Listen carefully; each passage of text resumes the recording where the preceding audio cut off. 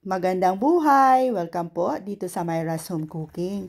Nagluto nga pala ako ngayon ng tinolang isda. Ayan po, napakasarap. May bagong display kasi na salmon doon sa grocery na pinuntahan ko kanina. At eto nga, napabili ako ng isang pack. So, madali lang itong lutuin. So, dito sa isang pot, maglagay lang po ng tubig. So, depende na po sa inyo kung gaano po kadami yung ipangsabaw nyo.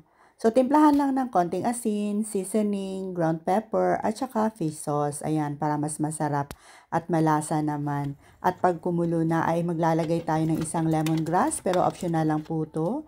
So, ilalagay na din natin itong kamatis, sibuyas, at saka ginger. So, takpan lang natin at hayang maluto ng mga about 2 minutes.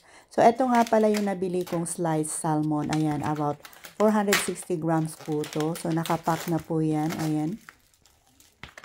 At hugasan muna natin. Although malinis na to, pero to make sure lang na malinis.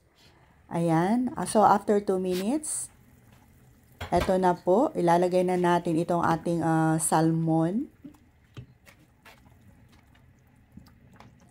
So, about 4 slices po to, yung isang pack. Ayan. At lalagyan din natin ng madaming spring onions. At pagkatapos ay tatakpan ulit natin at lutuin ng mga about 5 minutes. At saka lalagyan natin ng malunggay. Pre-cook na po to, itong nabili nating malunggay sa Asian Grocery. Ayan po. So, simmer lang natin ng mga about 30 seconds. At pagkatapos ay pwede na nating hanguin. At iserve na natin to kaagad habang mainit pa. So, tara, kain po tayo mga Ma'am Sheng. Maraming salamat!